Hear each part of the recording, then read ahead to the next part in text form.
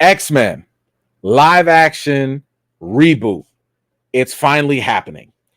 We've heard rumors about this for almost a year now, maybe a little bit more. Kevin Feige back in 2019 teased that, hey, mutants are coming. So, of course, a live action X-Men movie was inevitable. Now, when we look at the past history of the X-Men movies, they've been hit or miss. A lot of the Fox movies, the early X-Men 1, X-Men 2, decent, but they've had so many other bombs, X-Men Origins, X3, Apocalypse, Dark Phoenix. First Class tried to mix it up. It was cool. Days of Future Past, cool. Wolverine, Logan, excellent. So it's been very spotty. It's been a very spotty record with the X-Men franchise under the Fox umbrella.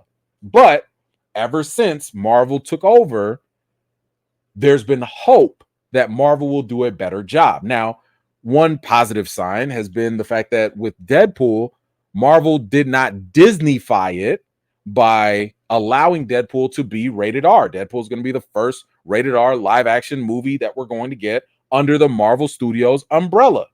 Cool. I have a lot of hope for it. I already told y'all I bought out of the theater. We're going to do a watch party. It's going to go down.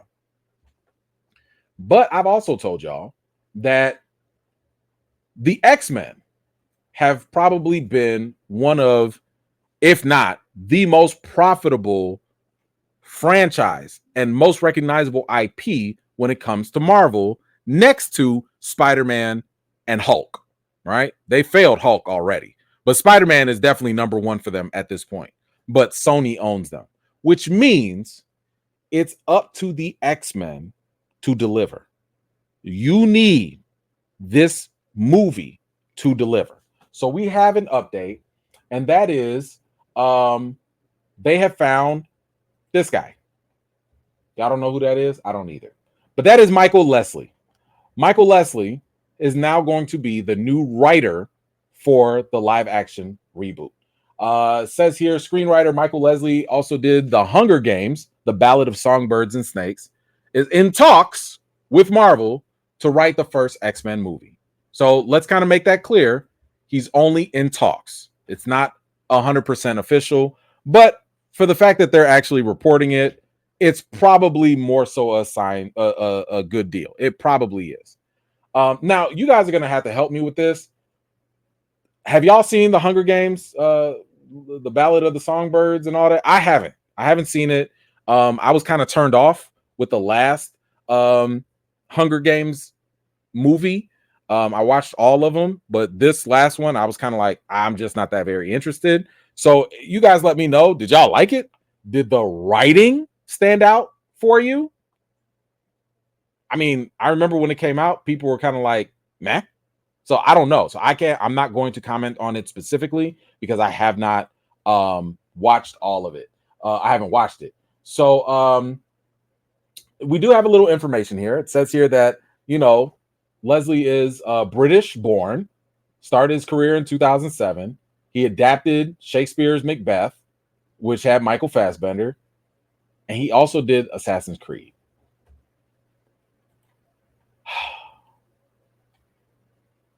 This is where my concerns are coming in. Let's go to the resume.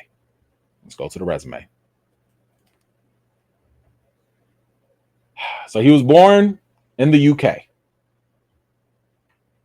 Let me just say right off the bat, I'm a little concerned with that. This is not a red flag. I'm just going to say it's a yellow flag. Very light yellow. Very, very light yellow. Born in the UK. My question is, with the X-Men, let's just say that the X-Men's universe exists in a very exaggerated version of America. Is he going to get that? Is he going to be able to capture those elements into the X-Men? Just because, listen, it's possible. The world looks at America I don't know if it's in a good light or bad light, but the world does look at America. So I'm just wondering, I don't know very much about this guy. Does he understand American, not politics, but culture enough to put it into the X-Men? Because let's be honest, it's going to be, I think it's going to be judged a lot by American audiences and how we relate to it. Now, am I saying he's got to put specific political things in there? No. But will he understand certain cultural references and stuff to put in there? Maybe. We'll see. I don't know. But I also got to look at the track record. As a writer, what have you done? All right. Heavy metal. I don't know nothing about that. That's a short. Whatever. Let's skip that. I don't know what that is either. Skirt. I don't know what that is. Okay. Eleanor, 7.5 or 7.9. Now, let me just say that when it comes to IMDb ratings, what is this? I don't want to see it. When it comes to to IMDb ratings, a 6 is kind of meh, average. A 7 is probably pretty good. Anything close to an 8 is like, yo, this was really good. So a 7.9 is solid. 7.9 is solid. 6.6, Macbeth? Okay, kind of, yeah. Assassin's Creed, 5.6. I got to talk to you about this.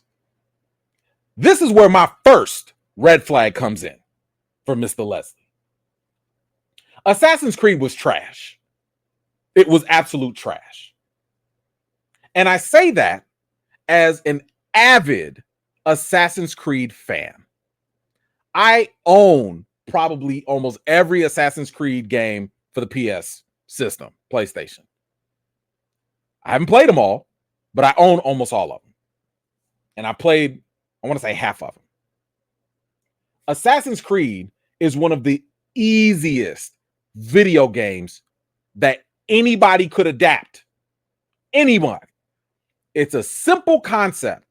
This guy hooks himself up to a machine.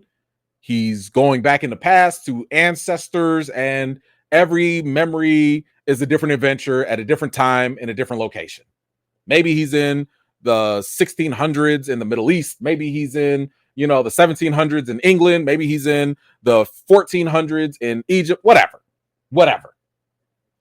It is Hollywood's dream to have Assassin's Creed and make that a franchise, because you could literally change actors, you could change settings, but it's literally different time, different place, different person, action. That's it. And you still found a way to mess that up. And I'm not talking about like, oh, well, this was bad. No, you messed up the whole concept. It was almost as if you didn't even play the video game, because whatever you took from the video game, that I don't know what the hell you gave us in the movie. And I'm talking about from a writer's perspective. I'm not talking about the visuals. Hey, they gave us the blade, and hey, they gave us the hood. And no, the story was dumb. The story was bad. It almost looked like somebody told you what Assassin's Creed looked like, and you said, I can make a movie out of that. And you ain't pick up no sticks. You ain't do no leap of faith. You ain't do nothing. That gives me a huge red flag. Now, what else did he do? Little Drummer Girl, I ain't watch it, but it got good ratings. Okay, cool. Hunger Games, sounds kind of whatever. He's doing Now You See Me 3. We'll see. I don't know if that's going to be good or not. Haven, whatever. Hamlet, hey, Hamlet, Macbeth, okay. Listen, your British is showing. Okay, your red coats are showing. I get it, and that's cool. I had no problem with that. Let me give you my other red flag. And that whole list of everything we just talked about that he's written. And let me just look one more time. Let me look one more time, and y'all help me out. I'm gonna look at what he produced. I'm gonna look at what he produced. American Dharma, no, okay. This is what he produced: Little Drummer, Citizen K, Lockdown, The Rescue, 13 Lives, Pigeon, Rose to Freedom, Hamlet. So that was everything that he wrote and that he produced. Have y'all seen anything comic book related? Not Marvel related, Not even DC related, just comic book related. The closest we had was Assassin's Creed, and you did a trash job with that. Red flag. Did we not just talk about Todd Harris?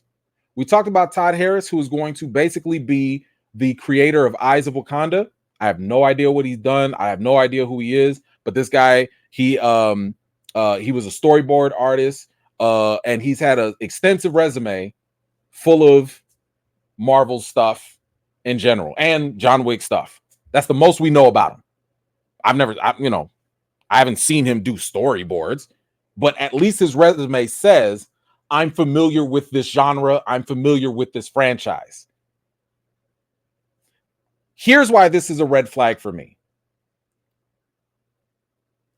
I don't want anyone, whether it's the writer, producer, director, I don't want anyone coming in trying to do a last minute cram session on who and what the X-Men are.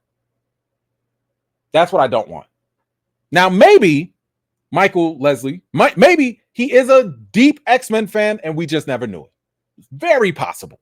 It's very possible that he has watched every movie. It's very possible that he has read every single comic. It's very possible. I don't know that, but I hope he's not going to be like, hey, I got the job and Marvel just gave me access to every comic. I'm going to start reading the comics right now. That's a problem. The reason why I say that's a problem is because, as I've said before, I don't want anyone thinking that just reading the comics is enough, because it really isn't. You want to have a sense of what impact the comics actually had and resonated with the actual audience. You won't know that by just reading. A quick little example. It's like when people say, I've read the Bible. Oh, okay. Or I've read the Quran, or I've read insert religious text. Okay. Just because you read something doesn't mean that you understand, appreciate, or can even relate to it. That's the difference. You could read anything, but it doesn't mean you get it.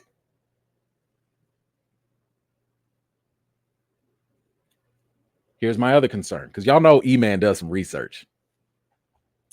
You know, I said to myself, hey, if we're going to have a live action X-Men movie, and if we just came off the heels of an X-Men 97, which has definitely been one of the best things Marvel's put out, wouldn't it be dope if we could get a little insight from one writer and maybe share that with another? So your boy did, because I had to do my little investigative journalism. I decided to ask Bo DeMayo, showrunner, head runner of X-Men 97, a little question. Listen, it was a little different. I had to kind of cover my tracks a little bit because I didn't want to scare him off. I didn't want to say, hey, Bo, what would you tell the new guy that's doing X-Men? What does he need to do? Because I didn't want him to feel like he was pressured or nothing. So I asked the question a different way, and he answered. Here's what I asked him. Hey, Bo DeMayo, what would you say as a writer is key to writing X-Men? Any advice for an aspiring writer who would like to write, let's say, season 12 of X-Men 97? See, you got to hit him with a cheesy face.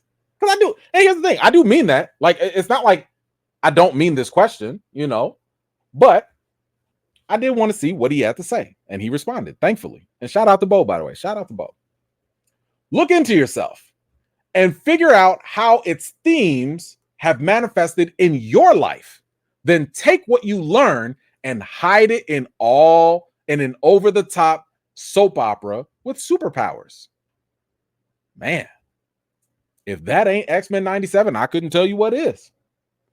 Bo DeMayo is a gay black man. Bo DeMayo took his personal experiences as a gay black man and sprinkled it amongst all the different characters in the X-Men. When you saw Cyclops go off on that reporter, that was Bo DeMayo's blacks. That was his black side coming out. When you saw when you saw Morph having those certain feelings for Wolverine, for Logan, that was Bo DeMayo as a gay man, basically having, or as he would put it, having feelings or desires for a straight man, and how that awkwardness exists. These little things, these little experiences, or even Genosha, the attack on Genosha, he likened it to the Orlando shooting, the club shooting, where a mass shooter shot up the gay club just because they were homophobic. Humans were mutaphobic, and they went and destroyed Genosha Bastion. So he took his personal stuff, looked at the themes, mixed all that into the characters and into the stories, and just added superhero stuff to it. And guess what? We ate it all up. Every single bit. We was like, yo, let's go, Bo. This is the greatest thing we've seen with X-Men. Can Michael Leslie do that? I don't know Michael Leslie's sexual orientation. I don't know. But I do wonder, can he relate to discrimination? I don't know. Is it a requirement for someone that is going to write X-Men to be a person of color, a different sexual orientation, or anything? No, it is not a requirement. Does it help? It can. Is it a requirement? No. But I do wonder, are you going to go as hard in the paint as X-Men 97 did with a lot of its themes in this live action? Because let's be honest, the live action is a bigger audience, and they might not want to ruffle as many feathers. You might not see mutant lives matter in the X-Men live action movie. Maybe. So I do have those concerns. But there's one last thing I want to go over, and it's what I believe the new challenge is for the live action X-Men. Because as we've known, X-Men 97 has definitely blown things out the water. They are great with critics. They're great with fans. I believe it is currently the highest rated Marvel property on Rotten Tomatoes right now. So shout out to them. But at the same time, X-Men 97 has absolutely raised the bar for the live action X-Men movie. And I want to bring your attention back to what happened with Marvel's What If and the animated series where we saw Doctor Strange, and compare that to what happened in Doctor Strange 2. The What If series, within, I don't know, less than 30 minutes, did way more with Doctor Strange and his character and his story than the almost 2-hour long Doctor Strange movie that was barely even about Doctor Strange. Barely. I also want to draw your attention to what happens with us fans when we talk about, and tell me if we haven't talked about this, DC. DC's live action movies overall have never felt like they've lived up to the quality of the DC animation movies. How many times have we sat here and talked about, yo, why can't they just bring the people from DC animation over to live action, and maybe we could actually get some quality DC live action movies in a row. Let's also not forget, our expectations as fans have gone through the roof. We have been incredibly spoiled by Marvel, especially starting in phase 3. After Winter Soldier came out, we was on notice. We was like, oh, okay, what y'all trying to do? We had Thor Ragnarok. We had Black Panther. We had Infinity War. We had Endgame. We had Spider-Man Far From Home. And we were sitting there like, wait a minute, Marvel, like, slow down. When I tell you we was eating good from Marvel Studios, we was feasting. And then came Black Widow. Then Eternals. Shang-Chi. Wakanda Forever. And it just, No Way Home. Great. Doctor Strange too. Cool. We got the expectations was high, and we came crashing down. Phase 4 was a miss. Had some decent things, but it wasn't hitting the way it used to. And this is kind of where my concern is, because Xmen 97 done showed us this is how you do X-Men. This is how it's done. You don't think that we're going to be sitting here looking at this live action X-Men that's finally under Marvel Studios, which we've been hoping for? Every time we look at those old X-Men movies, we'd be like, man, if only they would sell the rights to Marvel. Man, I tell you, once Marvel get a hold of this, it's going to be different. You don't think Marvel's X-Men 97 just set that bar to the roof? Now, on a positive note, because Marvel has, as I've mentioned, and they've acknowledged their faults. I remember people thought Marvel was in shambles because of that Variety report that came out, talked about the reshoots that were done because Captain America was whack, talked about the Jonathan Majors whole debacle and all these different things that were going on and all the drama and stuff. People was like, yo, Marvel's done. And then we also saw Kevin Feige, Bob Iger, that was like, yo, we got to slow down. If you thought we was not doing well, you were living under a rock. Hey, I love that. I love the fact that they slowing down. I love the fact that they can admit that they've been lacking for a long time. I like that.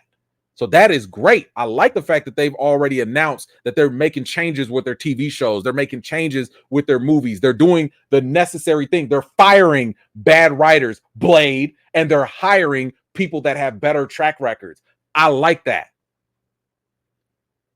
But you have to admit that X-Men 97 absolutely has put the pressure not only on the live action X-Men movie, but on the MCU period. Ain't no way you could sit here and have a animated TV show that has a fraction of the amount of viewers that your other live action properties have. Because I think they only got 3.5, 4 million views compared to like 12, 20 million views. You can't have that outshining everything else. You just can't do that. So listen, I feel like, the pressure is on with this X-Men 97. I don't know this Michael Leslie person that well. I've already shared with you guys my yellow flags and my red flags. I don't know what this man has pitched to Marvel that they said, yup, that's it. Yup, you're the one. I don't know what it is, but I hope it blows us out the park. But I'd be lying if I said I wasn't going to compare it to X-Men 97. Not after what they just gave us. Not after what they're about to give us in season 2. But I don't know. You guys let me know. How do you feel about this new X-Men writer that has been brought on board? How do you feel about the new direction that we're going with this X-Men stuff? Rumor has it that we might be getting this X-Men to happen after Secret Wars. If that is true, I'm totally on board with it, because I don't really think it makes sense to just jam the X-Men right in there. I feel like, as X-Men 97 has shown us, the world that the X-Men come in, the universe, it's so complex. It's so rich with discrimination and a history full of politics and all of that.